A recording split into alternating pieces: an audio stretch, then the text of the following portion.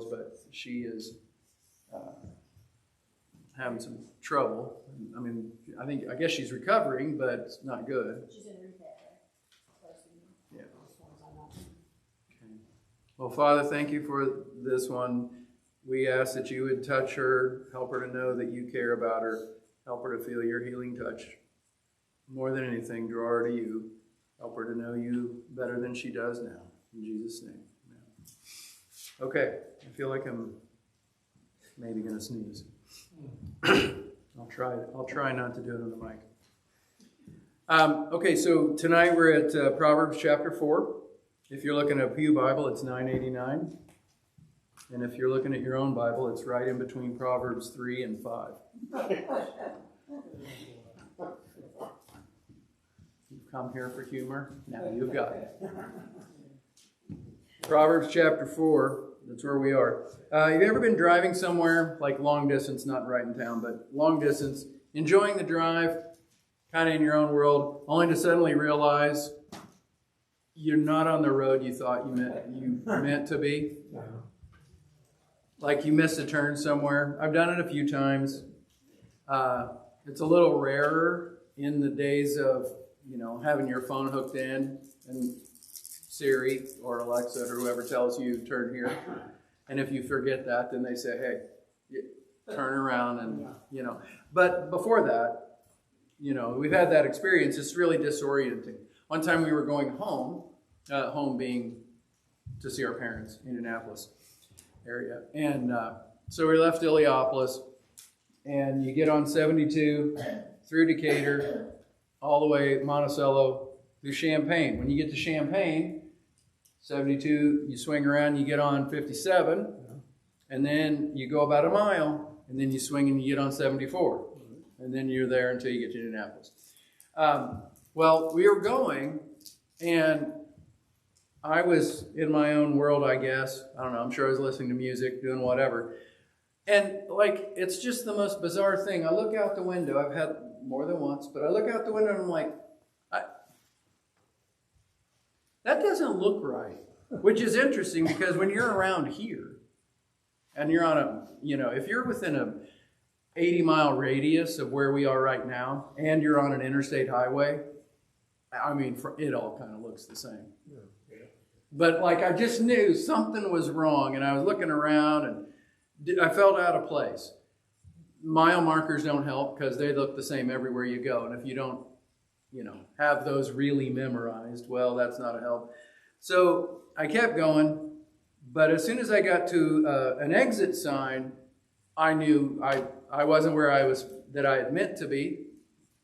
I should have been by this point, getting close to Ogden, but instead I was at Rantoul because I hadn't made that second turn to get on 74. The interesting thing is, when you do that, almost without fail, it's not immediately obvious that you're on the wrong road. Now, sometimes it is, but a lot of times it's not. At the point where you get on the wrong road, it looks an awful lot like the right road, especially around here. And most of the time, it's only as you continue down the wrong road that things start to look really different. That's when you start to know, just the longer you go. Last week, we looked at chapter 3, and we saw that we looked at it as a united whole, not just a series of verses. It was like a one thing, not a bunch of things. That's going to be our mindset again tonight as we look at chapter 4. And honestly, probably for a lot of the book of Proverbs, we said it's like a poem, and so we have to think about it a little differently than we do other passages of Scripture. We talked about how seeing that big picture, seeing that organization of the chapter can help us to understand and to grasp the meaning that the writer was trying to get across. You might remember I talked about a literature class, and I learned that the meaning of a literary work is not the same as the plot. What's happening in the story is not always the meaning of the story. And so it is here. With that in mind, let's examine how this chapter is laid out. So this is in 3 sections. It would make people that do outlines really happy. A 3-point outline, that's kind of the standard. But it's in 3 sections, and for each section, we'll give a name to that section to kind of help us in our understanding. So the first section we're going to call Grandfather's Teaching. Grandfather's Teaching. That's the first section. That's verses 1 through 9. Okay? So verses 1 through 9, Grandfather's Teaching. The next section is the paths of righteousness and wickedness.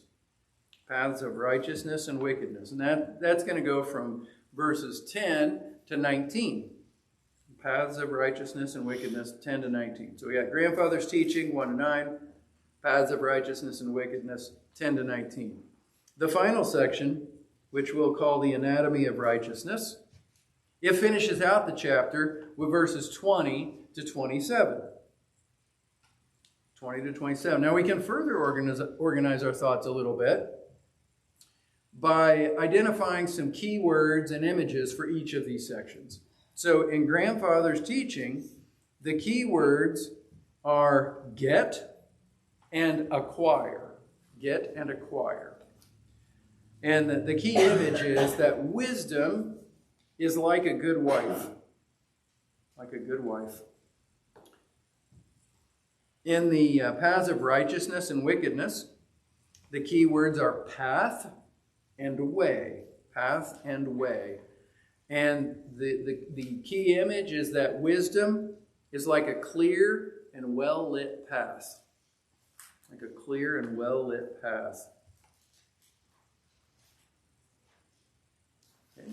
And then the third section, the Anatomy of Righteousness, the key word is heart. And the key image is wisdom is like a sound and healthy body. Sound and healthy body. Okay, so Grandfather's Teaching is the first section, verses 1 through 9. The key words are get and acquire, and the key image is wisdom's like a good wife. Second section, 10 to 19, paths of righteousness. Key words are path and way. Key image is wisdom is like a clear and well-lit path. And the last one, Anatomy of Righteousness. Key word is heart, and the key image is that wisdom is like a sound and healthy body.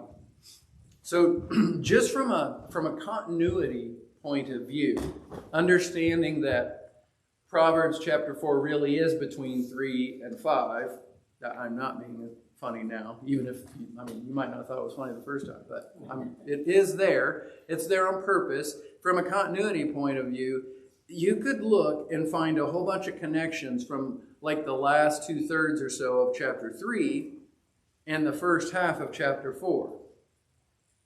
But I leave that to you to investigate. Okay, that'll be for you on your own. All right, so let's look at the first 9 verses here. Hear, my children, the instruction of a father, and give attention to know understanding. For I give you good doctrine. Do not forsake my law. When I was my father's son, tender and the only one in the sight of my mother, he also taught me, and he said to me, let your heart retain my words. Keep my commands and live. Get wisdom. Get understanding. Do not forget nor turn away from the words of my mouth. Do not forsake her, and she will preserve you. Love her, and she'll keep you. Wisdom is the principal thing. Therefore, get wisdom, and in all your getting, get understanding. Exalt her, and she will promote you. She'll bring you honor when you embrace her. She will place on your head an ornament of grace. A crown of glory she will deliver to you. Okay, so just the writer is using personification, kind of picturing wisdom as a woman. And so, if you were to take all of those verses with the she and her and all that, and you were to apply that to a person, a woman, as a wife, that would be that good wife that I mentioned earlier. Now, I can't speak for all parents, obviously, but I do feel like much more of an expert at parenting than I used to be. As a young man, I believe I considered myself an expert. I remember one time I was at Dairy Queen discussing child rearing with my mother and waxing eloquent on some child's behavior that we'd encountered and what the best way of dealing with it would be. And I believe I mentioned that given the proper parenting, that child wouldn't do that. Well, my child wouldn't do that. At which point my mother quickly cautioned me, don't say that. Because see, I didn't have a child. I didn't even have a wife at that point. I was just having an opinion. But Mom's like, you don't know. You just don't know. Truer words were never spoken. You don't know what your kids are going to do. If I had it to do over, would I change anything? I don't know. I was doing the best I knew how at the time. That'd be my only option the next time too, right? As you just do the best you can. My kids sadly didn't have a perfect father, but it all evened out because I didn't have perfect kids. So there's a perfect match. They don't have a perfect parent. I don't have perfect kids. Let's put that group together. So I try not to play that. Well, if I could go back, I can't. So I'm not even going to deal with that. But in time, before I had children, I had some ideas. Kind of like the guy that said, before I had kids, I had 6 theories on child rearing, but no kids. Later, I had 3 kids and no theories.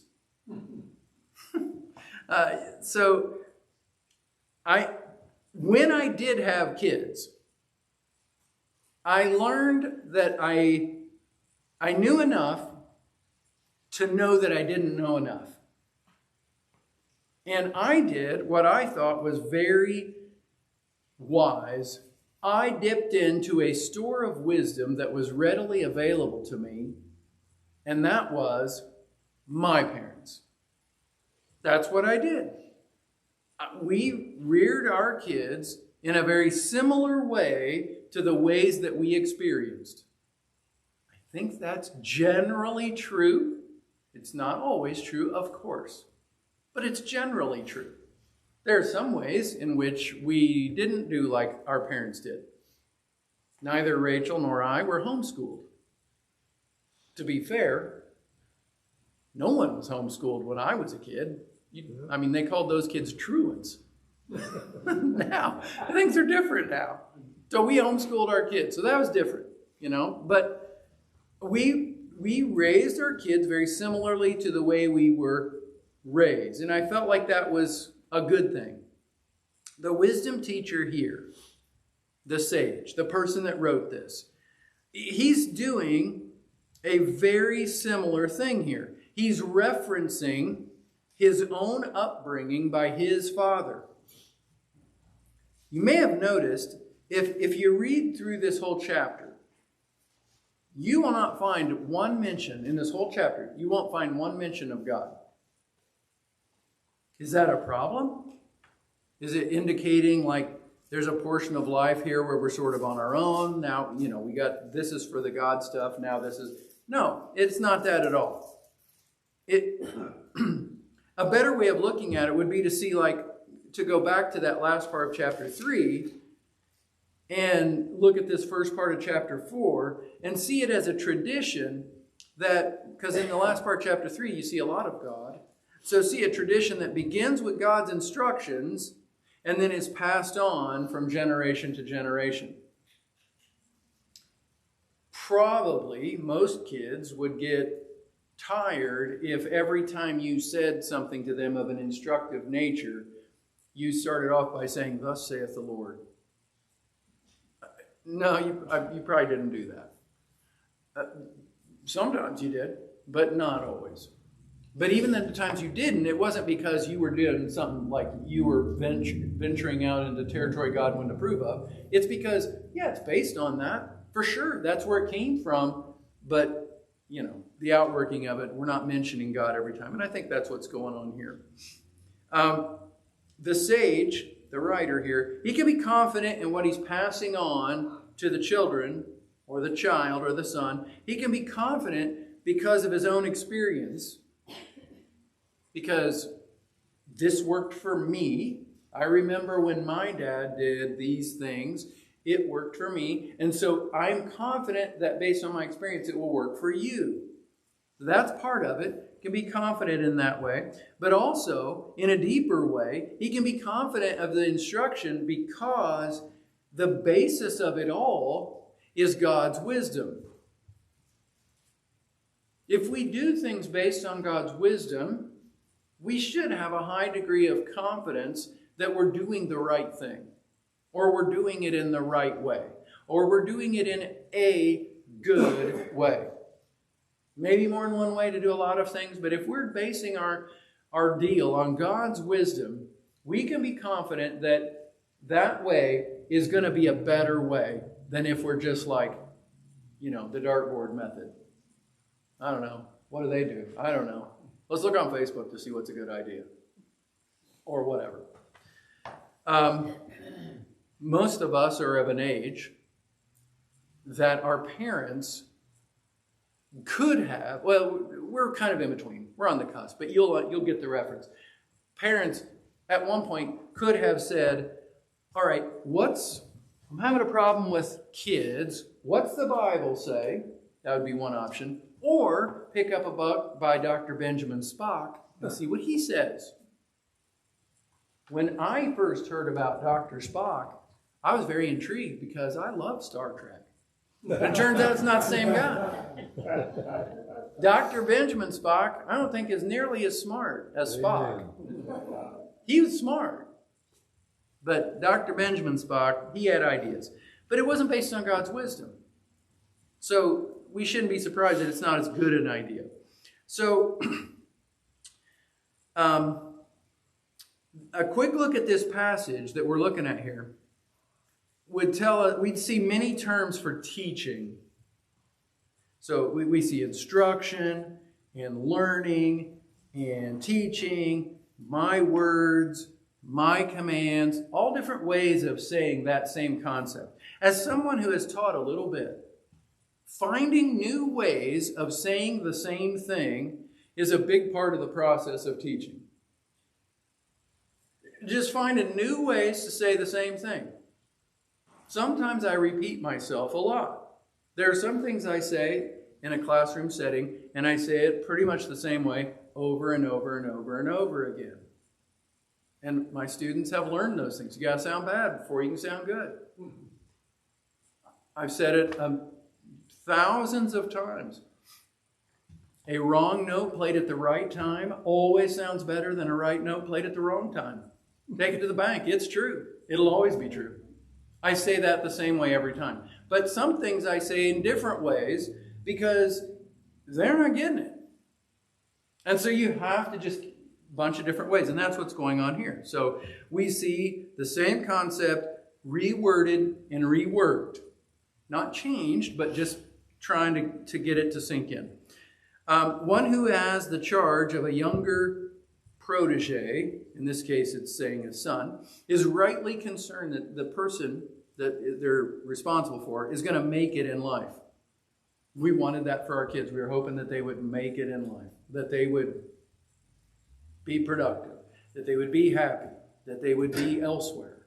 No, I'm just kidding. That they would move on, move out, get their own thing. Not because we didn't want them, but because we knew staying at home with mom and dad would be a sign that we didn't really, grow up, frankly. For most of the time, we would have thought that. There are extenuating circumstances. Okay, but most of us, we kind of thought that way. But for the committed follower of Christ, there is then a deeper desire. We don't want just the people under our care. We're not just hoping they're going to be happy in life. We're not just hoping that they won't be a burden on society. We actually have greater aspirations for them. We want them to find wisdom. That's what the writer here is. We want them to find wisdom. If we look at verse 5, that speaks to that overriding concern. Sorry, I didn't turn that page. Verse 5, get wisdom with exclamation point. Get wisdom. Get understanding. What's the difference between wisdom and understanding? Am I supposed to be thinking, okay, I got to figure this out? No, it's different ways of saying the same thing so you get it, so something sticks. Get wisdom, get understanding. Do not forget, nor turn away from the words of my mouth. Another thing I've said many times, listen to the words I'm speaking.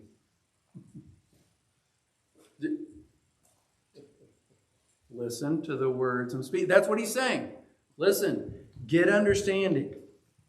Okay? So, the deepest desire is that the one they're teaching finds wisdom. If we get things right at that level, at the level of wisdom, the other concerns of life are going to find a way of lining up. They really will. It's not unlike something that we read in the New Testament. Seek ye first the kingdom of God and his righteousness, and all these things will be added unto you. If you get that part right, everything else will sort of sort itself out. So that's why starting with that big target is the way to go. Keep aiming at that big target. These other things, they'll find a way. They really will. That's just a truism in so many areas of life. If we learn wisdom, we will avoid doing so many things that will take us the wrong direction. I mean, I haven't looked at the paper today, so this is not pointed at anybody. I haven't looked at it. But when I do, I will look at the court appearances. And I look to see if I know any of those names. Regardless of whether I do or not. You could take it to the bank. Every name that appears there, every instance that appears there, is generally tied to a lack of wisdom. Yeah.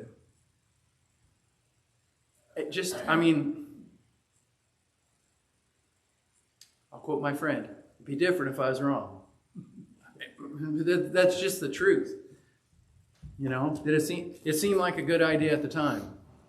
Well, yeah, but it wasn't. It didn't turn out that way.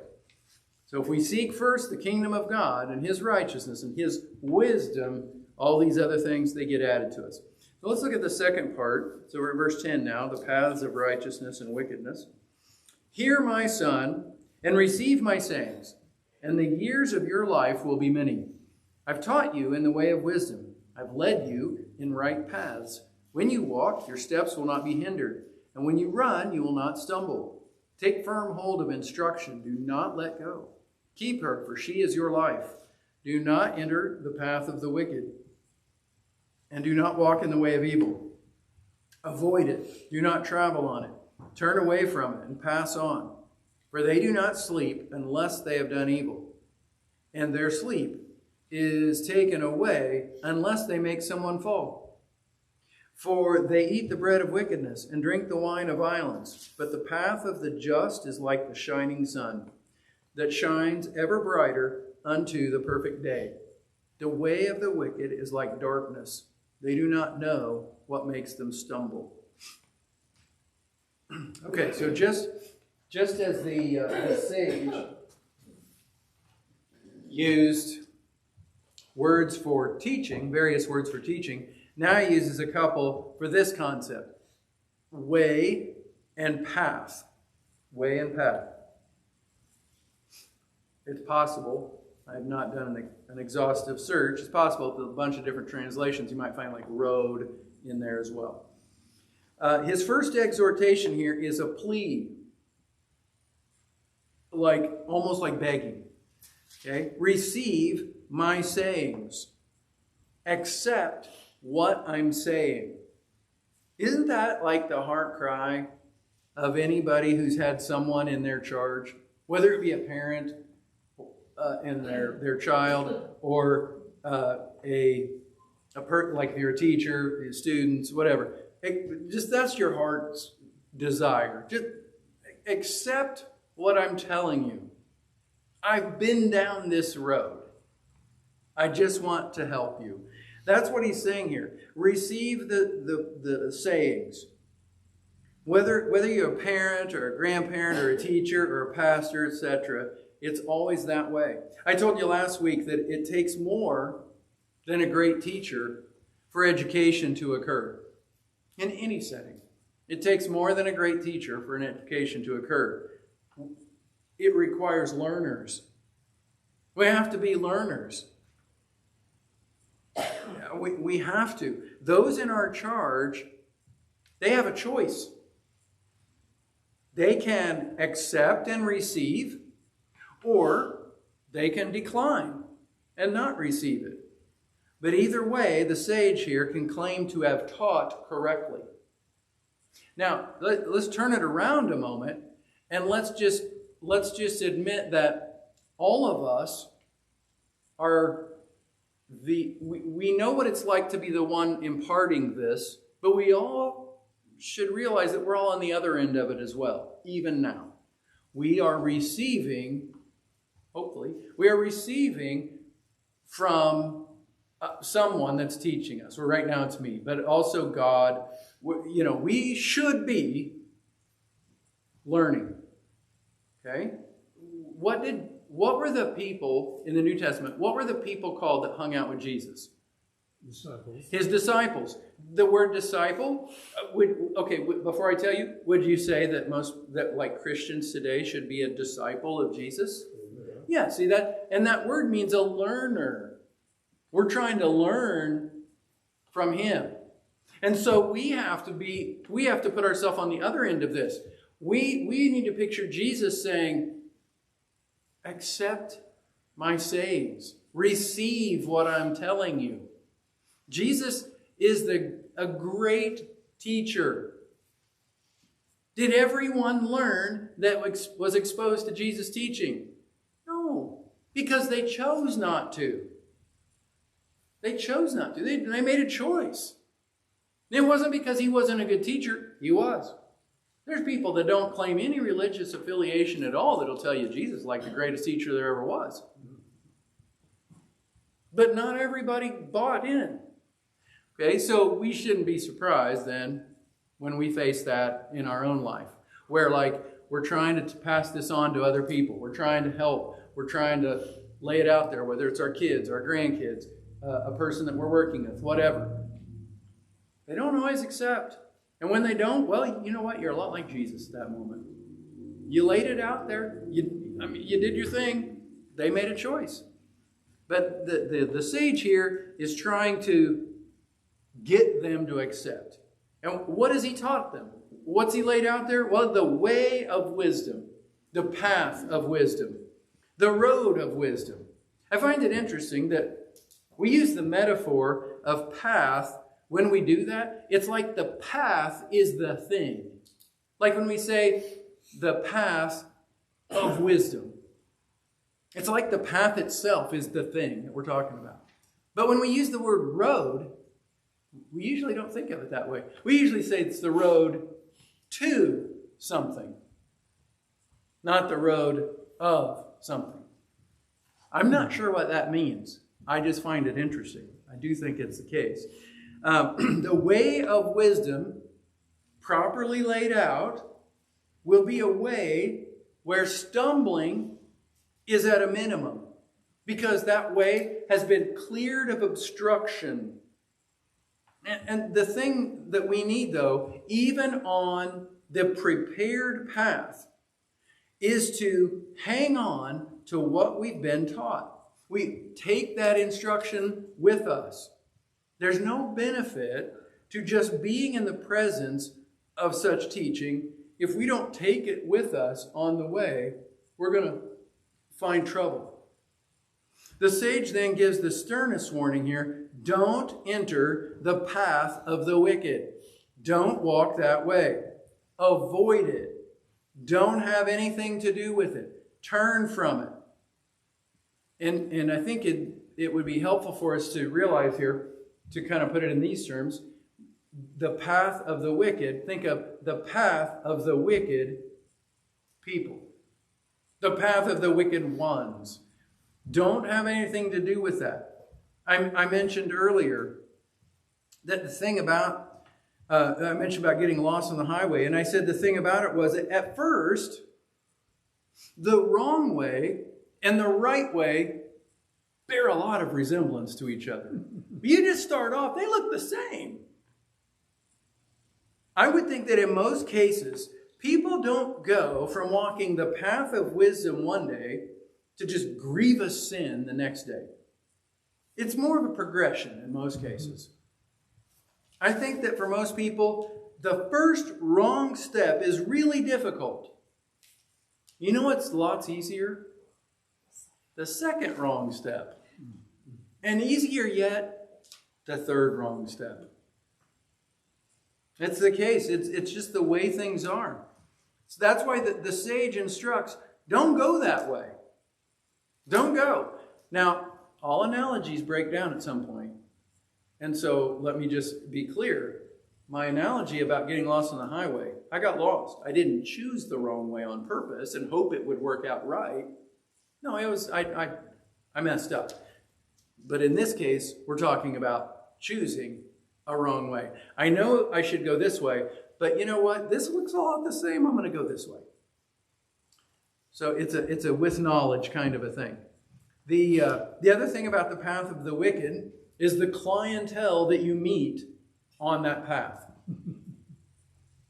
This is a common thread in good teaching of kids. You've got to be careful who you hang out with. You can't soar with the eagles if you're always running with the turkeys. Right? We have lots of ways we explain that concept. And we have to be careful and under what conditions. It shouldn't really come as a surprise that if we're walking the way of the wicked, we will be surrounded by wicked people. It really shouldn't come as a surprise. And there, on their turf, so to speak, that's not the place to win them to the Lord. We do want to have wicked people in our life. We really do. Because God has called us to our little mission, our micro mission. And if you don't know any people that anybody, you don't know anybody that anybody would call wicked, well, you probably need to expand. But encountering them, if my goal is to influence them, I need to encounter them maybe on neutral ground. Not go walk the wicked path with them. And I'm not suggesting, for some people that would be like, that's why, Pastor, that's why I never go in a bar. Well, I want to trust you. If you think going in a bar and sitting next to a friend and you drinking a Coke while they drink whatever they drink because you're there to witness for the Lord, okay. Some of you shouldn't, but some of you could do that. I'm not talking about that. I'm talking about doing what they're doing. Like, my friend, he won't come to church, so I'm going to go to the bar with him and drink with him as a witness to the Lord. That's kind of walking the path of wicked and hoping that it's going to turn out for good. I don't think that's going to be a great idea. So maybe encountering them on neutral ground would be a better way. According to the sage, the ones you meet on the paths of the wicked, they aren't what we might consider the innocent wicked, if that's a real thing. In other words, they are committed to their wickedness. They're committed to it. To the degree that they take pleasure in increasing their ranks by seducing others to join in their evil. I wish I could tell you I don't have any experience of what that's like. But I do. I wouldn't have thought so, but I do. They take pleasure in polluting other people. I guess because it makes them feel better. Maybe we shouldn't be too surprised because they're being influenced by the evil one, and we know the evil one likes it when people fall away from God because it's a knock on God. So we shouldn't be too surprised, but that happens. So we have to be careful, and we need to be careful that we don't walk that way so that we don't get pulled into that way. All right, the last section, the anatomy of righteousness, starting verse 20. My son, give attention to my words. Incline your ear to my sayings. Notice he keeps saying the same thing. Again, that's teaching. Repeating yourself. Don't let them depart from your eyes. Keep them in the midst of your heart, for they are life to those who find them and health to all their flesh. Keep your heart with all diligence, for out of it spring the issues of life. Put away from you a deceitful mouth, and put perverse lips far from you. Let your eyes look straight ahead, and your eyelids look right before you. Ponder the path of your feet, and let all your ways be established. Do not turn to the right or the left. Remove your foot from evil. So we said this was the anatomy of righteousness, and I think it's clear why. He talks about the ear, the eyes, the heart, the mouth, the lips, the eyelids, the flesh. We've been reading this Father's instruction. Now we see kind of the Son's journey. If the Son will take the lessons learned and apply them, he'll have success. We also, if we take the lessons that we learn and we apply them, and we let what we learn, what comes in here, actually affect what our feet do, or what our hands do, or what our eyes do, what our ears do, we'll have success. The instructions have been read aloud. Have they been heard and brought on in past the ears? Like we talked about last week, I think it was. You can hear, but not really listen. Or you can listen, but not really hear. And I told you, it seems like it ought to be the opposite. It means the same thing. Have we, the instructions, they're there in the book. We can read them.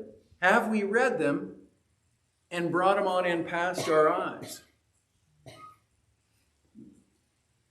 The Hebrew language doesn't really have a word for mind as we do in English. And so the Hebrew language, excuse me, the Hebrew language speaks of the heart, whereas like we would use the word mind. You need to get your mind right. They would say you need to get your heart right. Okay? So we need to keep these things that we have heard, things that we've read, in the forefront of our mind. Because we do have that word and we do understand the concept. Most of us understand that this thing in here is a muscle and a pump and it's doing a thing, but it's this thing up here is what's making decisions. We need to keep the words and what we've read, the things we've heard, we need to keep them up here in the forefront. The Hebrew would keep them in the midst of their heart. What goes in there will determine what comes out. Verse 23, another great memory verse. Keep your heart with all diligence, for out of it spring the issues of life. So if as I've told you, the heart for them is like the mind for us, keep your mind with all diligence, for out of it spring the issues of life. See, we actually have both of those words. And we use them both in a similar way. You can look on social media. You don't find so many examples of people giving you great advice by saying things like, just follow your mind. No, they ought to say that.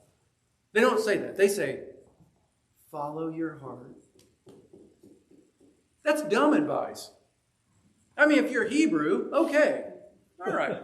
Maybe everybody that said that was really, coming from a Hebrew point of view. Doubt it, but maybe. But if you're not Hebrew, you need to follow your mind. Because you follow your heart, doesn't it say somewhere the heart is deceitfully wicked? That's why we also have things and songs that say things like, how can something that feels so right be so wrong? Or how can it seem so wrong and feel so right? Either way you want to say it. Because you're not thinking with this. You're thinking with something else. So we have to be careful of that. We keep these things that we've heard in the forefront of our mind. The things that we've read, things that we've heard, things we've encountered. What goes in there determines what comes out. These are life-giving things. Keep your heart, keep your mind with all diligence, for out of it springs the issues of life. It's life-giving stuff. They're life-giving things. The life that is following this idea will be fuller and richer and more satisfying by absorbing and adopting the ways of wisdom. It will be. If we are walking the way of wisdom, the sage would instruct us also that look ahead. Look ahead. Not all over this way. Look ahead. Keep looking ahead on the path that you're on. A farmer plowing a field so that they can plant, or when they are actually planting, if they're not using GPS, they look way out in the distance and like sign up on something. And they keep looking at that while they do their thing. Hopefully not a cow. What's that? Hopefully not a cow. Hopefully not a cow. Yes, exactly. Right. You got to have something that the target can't move. You got to keep your eyes focused up there. If you're looking all over the place, your path is going to do this. What if you do that? And you might think, well, but I mean, ultimately, it might work out okay. It might, but I have a question for you. It's not even in my notes. It's just a good question I just thought of. What if some other person who's trying to walk the way of wisdom is following you, and you're their target? Yeah. If you're doing this, what are they going to do? And you know what? I think we're kind of responsible for that. What? No, that's on them. And it's on you. Yeah. We have to be careful. We have to keep our eyes ahead. If we're trusting in the Lord with all our hearts and leaning not on our own understanding, acknowledging Him in all our ways, that will be looking straight ahead. Our path will end up straight. He will make your path straight. That's that verse. Don't veer off to the right or the left, but keep on the path. Most of the time, unless I'm just really different than all of you, and I don't think I am, most of the time, it's easier to make excuses for ourselves than it is to just do the right thing. Yeah. Almost always. And if we practice long enough, we'll get really good at making excuses for ourselves and make excuses for why it's okay. Like I said, I'm only speaking from personal experience here. I'm good at making excuses for myself. And I know I'm good at it, so I try not to do that. But if I'm not careful, I still will. Because I maybe those are the moments when I quit thinking with my mind and I start thinking with my heart. And if I follow my heart, I better have my excuses ready. I mean, it's just the case. So if we follow the way of wisdom, we keep our eyes straight ahead. We keep looking ahead. Look to Jesus, the author and finisher of your faith. You keep your eye on Him, you'll avoid a lot of these wrong paths. And also, we need to remember the beginning of the ways of the wicked, the beginning of that path might look a lot like the beginning of the path you're on. Don't turn off. Don't go that way. We don't have to make it up as we go. We have a lot of instruction in the Word, a lot of people in this room that we can rely on and count on. And we should. It'd be okay for us to ask, hey, I was thinking about doing. And if somebody honors you by asking what you think of that, you better tell them what you think about it. If you think it's not a good idea, tell them. The reason they're asking is because they trust you. So we need to be there for each other in that way. That's why God's put us together. Well, let's have a word of prayer. Father, thank you for your teaching and your word to us tonight. Help us to hear and accept what you are teaching us. Help me to hear and accept what you're teaching me. Help us to Guard our heart, guard our mind, for out of it are the issues of life. Help me to guard my heart, guard my mind, to be careful. Help us to keep our eyes on you, not to veer off one way or the other. Help me keep my eyes on you, not to veer off one way or the other. And help us to be available to one another and open to one another, that we might help each other get farther down the road in a pleasing way to you. Thank you for your mercy and your grace. You are so good to us, Lord. You're not sitting around waiting for us to mess up so you can tick off a box of demerits. You're there to help us, and we thank you. We ask these things in Jesus' name. Amen. Thank you for coming tonight.